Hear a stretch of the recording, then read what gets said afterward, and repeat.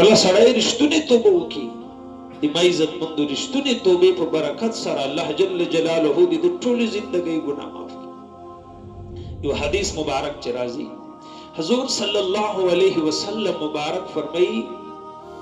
دنیا چې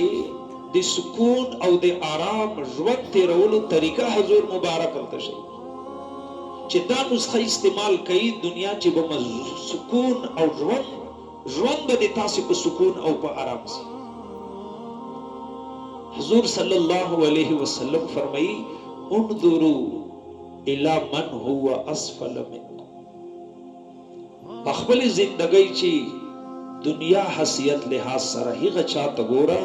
چې کوم مالی لحاظ سره لتا نه کوي. دنیا چې هغه خلکو ته ګوره به بتا ته الله کوم نعمتونه درکړي دي هغه به ته شکر ادا کوي چې خدایا ما سره خو ډیر چي دي.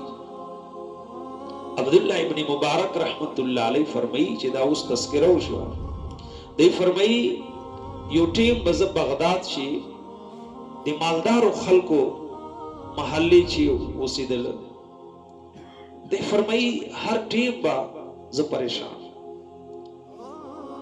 دی فرمایي چې ما بخپل ګوان سورلی ته قتل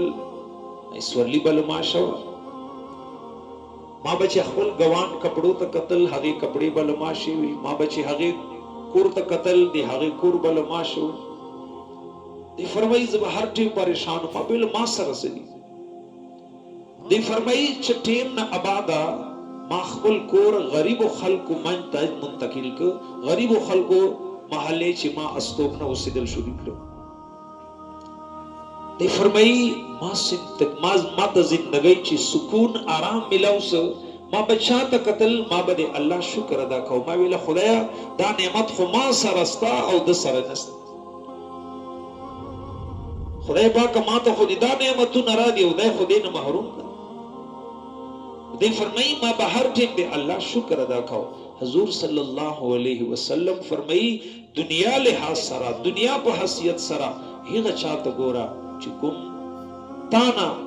مالی حیثیت سره کمزور ہے. نن د ما عزت مندو پریشان ده هر سړی پریشان ده پریشان ځکه د دنیاوي لحاظ سره هر سړی پورته سړی ته ګوري پورته سړی د ما عزت مندو داسې ډیر مالدار خلکو سره ملاو چې خدای هر څه ورکړي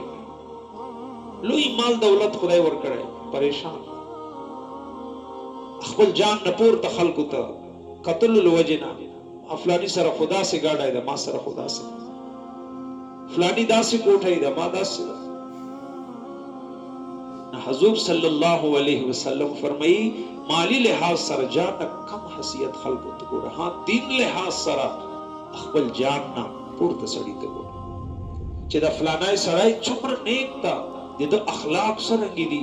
د معاملات سره دي د معاشري چې زندگی څومره عزت والا زندگی دا پنځه وخت د جمع اهتمام کوي قرآن تلاوت اهتمام کوي د الله ذکر اهتمام کوي ګناه نه څومره خپل جان بچ کوي د څومره نیک ته چې زه دنه بخشي سره